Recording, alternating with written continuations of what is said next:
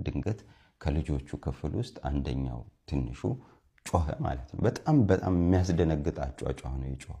ተሯሩጠን ክፍላቸው ስንገባ እሱ አልጋ ስር ነው ያለው ትንሹ፣ ትልቁ አልጋው ላይ ሆኖ ይሄኛው ከስር ሆኖ ትንሹ በእግሩ ፍራሹን ይገፋል፣ ትልቁ ደግሞ ከላይ ሆኖ ይዘላል ማለት ነው እየተጫወቱ። ይሄኛው እንዲየገፋ ከላይ ሲዘል እግሩን አጥፎታል ወደ ተቃራኒ አቅጣጫ።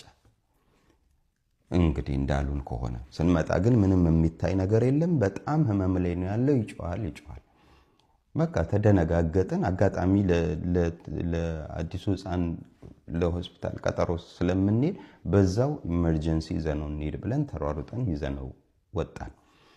በባህሪው ያው እሱ ብዙ ነገሮች ስለሚያካብድ ያው እንክብካቤ ስለሚፈልግ ትንሽም ነገር ስትቧጭረውም ይሁን ምናምን እንደዚህ ብሎ ነው የሚውለው። በቃ ባንዴጅ አርጉልኝ ስለሚያካብድ እያካበደ እንዳይሆን የሚል ጥርጣሬ ኖረኝ። ምክንያቱም ከውጭ የሚታይ የለም። ለማጠፍ ለመዘርጋት ስሞክር እግሩን ያለቅሳል። ከዛ ሆስፒታል ደረስን። ኤኒዌይስ ኢመርጀንሲ ወዲያውኑ እነሱ ራጅ አነሱትና አዩት።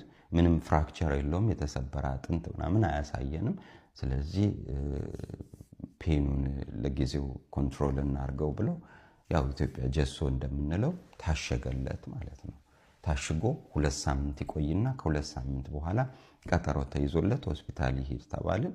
ኤኒዌይስ ብቻ 2 ሳምንቱም አለፈ። ወደ ሆስፒታል ተመልሰን ስንሄድ አሁንም በፍጹም መርገጥ አይችልም። ስለዚህ ሆስፒታሉ ጋር ተነጋገርንና ሁለተኛ ቼክአፕ ተደረገ። አሁንም ያው ነው። መጨረሻ ሲቲ ስካን ይነሳ ተባለ።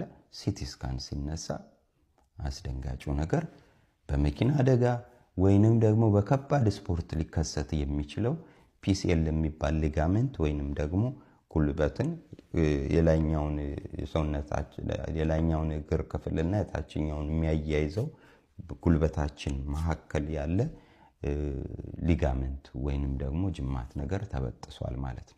ኤሲኤል እና ፒሲኤል የሚሉት አለ። ኤሲኤል ከፊት ነው፣ ፒሲኤል ከኋላ ነው ያለው። የኋለኛው ሙሉ ለሙሉ ተቀዷል።